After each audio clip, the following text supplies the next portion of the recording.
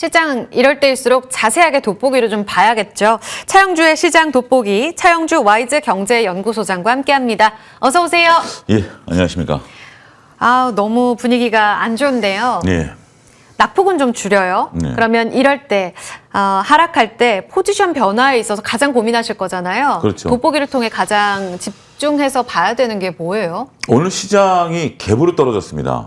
시장이 이제 갭으로 떨어졌다라는 게 굉장히 좀 중요한데요. 물론 이제 갭으로 떨어지면 시장이 이제 갭을 메우러 올라가는 부분들도 있습니다. 하지만 이제 이런 거죠. 우리가 이번 주 월요일 같은 경우 낙폭 그러니까 이제 시장이 하락했는데 네. 시장이 하락한 상태에서 공포에 매수하신 분들이 화요일 날 수요일 날 기분 좋은 날을 좀 보내시면서 그분들의 목소리에 힘을 얻었다라는 거죠.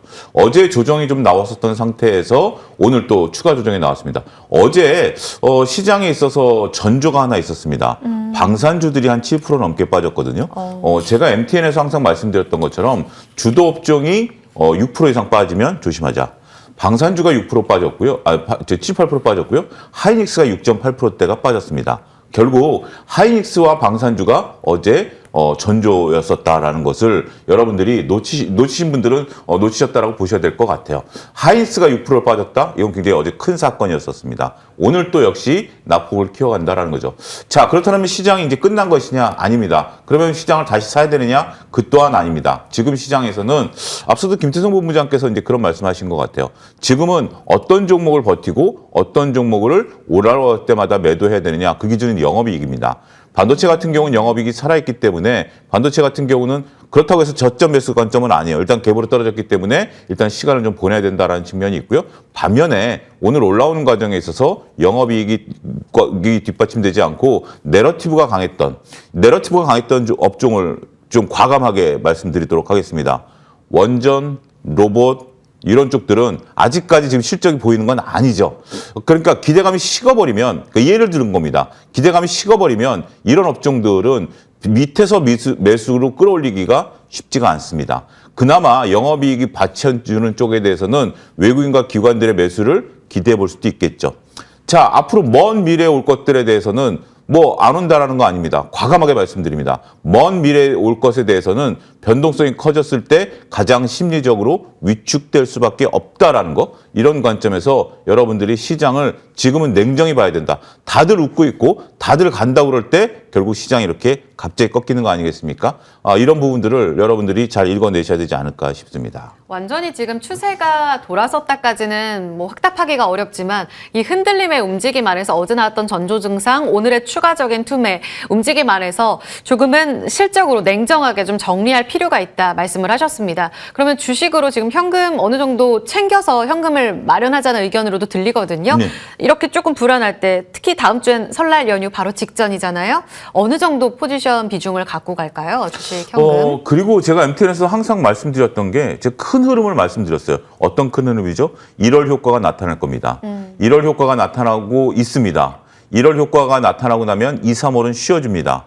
교과서대로 가고 있죠. 전형적으로 가고 있습니다. 더군다나 설 연휴, 그리고 이제 4월 달 정도 되면 1분기 실적이 나오니까 그때 반등이 나왔다는 거죠. 지금은 주도주, 그러니까 이익이 나는 것들이 아니면 현금을 많이 챙길수록 좋습니다. 네. 어차피 변동성 이후에 주식시장은 다시 나타나는 거고요. 고객탁금이 100조, 오늘도 고객탁금이 들어올 거예요. 제가 볼 때는 고객탁금이 계속 들어올 거고 설 연휴 때 고객탁금이 빠져나가지는 않습니다만, 자, 이렇게 생각을 해보시죠. 고객탁금이 100조고 그 다음에 이제 전체적으로 앞으로 우리나라 반도체가 시황이 좋고 영업이익이 좋고 네. 지수 6천 시대를 간다라고 하는데, 그런데 오늘 왜 빠지는 거죠? 그러니까 그런 것들을 읽어내셔야 되는 거예요. 그러니까 지금 여러분들이 장이 무작정 간다라는 개념보다는 이러한 부분에도 조정이 나온다, 외국인들이 판다, 이런 부분들이 나오면 지금 시장에 있어서는 현금 비중을 갖고 계신 분들이 가능성이 높아지는 거죠. 선택권이 많아진다는 네. 거죠. 그런 비중으로 어느 정도까지다라기보다는 주도 업종인 반도체와 전력 인프라를 제외한다라면 현금을 만들 수 있는 한은 만들어 놓는 것도. 그리고 지금 현금을 만든다라는 것을 잘 보셔야 됩니다. 지금 손절 단계가 아니라 대부분들 익절 단계일 거예요. 근데 여기서 심리적으로는 손절일 것 같아요. 왜냐하면 고점이 내 원금이다라는 생각이 있으니까. 그건 누구든지 갖는 생각이에요. 여러분들 자책하실 필요 없고요. 그렇다 하더라도 지금이라도 현금을 좀 갖고 과감하게 현금을 분할주로 매도를 하시면서 만들어내시는 것도 좋은 전략이 되지 않을까 싶습니다. 근데 방금 말씀하실 때 이제 영업이익 펀더멘털 중심으로 봤을 때 주도주인 반도체는 계속 계속 관심 가지십시오 하셨거든요. 예. 그쪽의 기회는 어떤 포인트로 어떤 종목들을 보시는 걸까요? 제가 이제 재작년 하이닉스를 위아래로 이제 계속해서 고점 저점을 이제 찍어드렸죠. 그게 거의 확률이 꽤 높게 됐었던 부분들이 있는데 지금 상태에서는 갭으로 떨어졌기 때문에 일단 보유 영역입니다. 아직 매수할 단계니까 매수 포지션이 안 잠긴 거죠. 하이닉스, 삼성전자도 보유. 그렇죠. 일단은 삼성전자 하이닉스는 지금 매도할 단계는 아닌 것 같고요. 네. 둘 다 더군다나 이제 우리가 퇴직연금 시장에서 삼성전자 하이닉스로 대거 자금들이 몰려들고 있기 때문에 매도를 할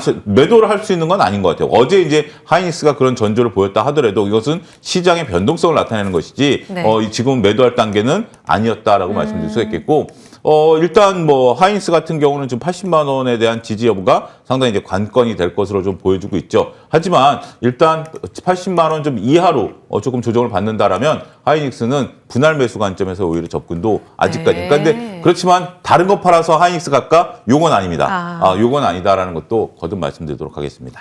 여행주도 주셨는데 예. 여기는 뭐예요? 펀더멘털이에요? 아니면 이 한일령으로 모멘텀으로 간 거라고 봐야 되는 건지 지금 어떻게 기준점 잡을까요? 둘 다입니다. 지금 이제 오늘 같은 경우는 상대적으로 좀 덜 빠지고 있죠. 거의 오늘 약법 정도 나타내고 있는데 지금 이제 증권사들 리포트들을 보면 네. 카지노 같은 경우 우리가 춘절에 대한 기대감보다는 실질적으로 겨울에 이익이 늘었어요. 다들 이익이 좀 늘었다라는 게 펀드멘탈이 기반이 되는 거고 여기에 춘절 효과까지 기대할 수 있다라는 거죠. 항공사 같은 경우도 많이 실적이 좋아졌습니다. 이런 부분들이 있고 그다음에 이제 하나투어, 모두투어 같은 경우도 올해 실적이 좋아지고 있는 거죠. 그러니까 펀드멘탈 기반의 기대감. 한한령 해지에 대한 기대감이 살아있으면서 오늘 상대적으로 네. 버티고 있는 거고 최근에 이번 주 같은 경우 주 후반에 틈새 시장에서 주가가 올라가고 있다라는 측면에 있어서도 실적주다. 이건 단순하게 춘절 기대주가 아니다. 이렇게 정리하도록 하겠습니다. 그러니까 먼 미래 이익을 당겨온 건 아니고 네. 올해 이제 턴어라운드 기대가 있기 때문에. 근데 하나투어요. 이전에 주셨는데 어제 오늘 5만 원을 초반에 돌파해서 상승률 막 올려가다가 지금 시장 분위기 따라 좀 빠져요. 계속 홀딩인가요? 예, 그렇습니다. 아직까지 하나투어에 대한 매도 사인은 지금 나오고 있지 않다라고 좀 보여주고 있는 상황이고요. 전체적으로 지금 거래가 위축이 돼 있는 것 같아요. 그래서 장중 변동성이 심한 상태인데 오히려 저는 지금이라도 오늘 이후 조정을 이용해서 소폭이나마 네. 매수할 수 있는 것은 아직은 좋은 전략이 될 수 있겠다. 하나투어 같은 경우 올해 인바운드에 대한 새로운 사업 모델을 구상하고 있는 거고 이게 하반기 때 본격적인 영업이익을 창출할 것으로 보고 있기 때문에 실적주로서 또 지금 이제 호가창을 보니까 차마 100주도 안 쌓여 있어요. 굉장히 지금 이제 이쪽에 관심이 없고 오히려 지금 반도체 쪽에 관심들이 쏠려 있는데 네. 틈새 전략으로 보자 이렇게 정리하겠습니다. 그럼 시장 돋보기 포착주로 가겠습니다. 오늘 종목 선별 굉장히 고민하셨을 것 같은데 주셨네요. 예, 그렇습니다. 삼성 SDI입니다. 오늘 같은 경우 이게 어떤 의미일지는 좀 고민을 해봐야 되는데 생각보다 장중의 변동성이 상당히 조금 많아서 네, 하지만 네. 이제 밑꼬리를 달기 시작하는 거죠. 근데 삼성 SDI 같은 경우 여러분들 최근에 보시면 기관과 외국인들의 매수세가 지금 좀 나타나고 있는 부분들이다라는 거죠.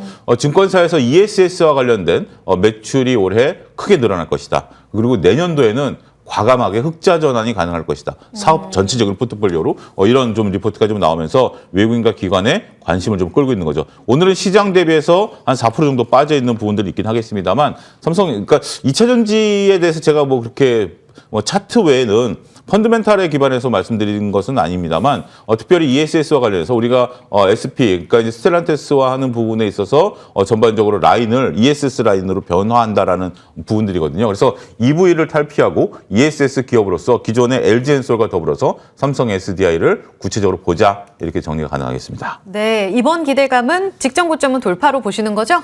예, 그렇습니다. 충분히 돌파 가능성은 있다라고 보는 거고요. 하지만 처음에 일단 너무 공격적으로 목표가를 잡기보다는 네. 45만 원 정도의 목표가를 설정하셔서 보고요. 전 45만 원에서 50만 원 사이의 1차 목표가를 설정을 하고요. 손절은 35만 원이 깨진다라면 손절을 해야 되지 않을까 싶습니다. 네. 35만 원 손절 라인 보면서 50까지도 상단이 열렸으니까요. 이 움직임 오늘 변동성 안에서 유심히 좀 지켜봐 주시기 바랍니다. 낙폭은 조금 줄여가면서 윗꼬리, 아랫꼬리가 좀 달려요. 20일선 그래도 다시 회복하네요. 4,980선 움직임 나오고 있습니다. 뒷심 발휘 조금 더 응원해 보겠습니다. 차영주 와이즈 경제연구소장과 함께했고요. 여기서 물러갑니다. 여러분 힘내세요.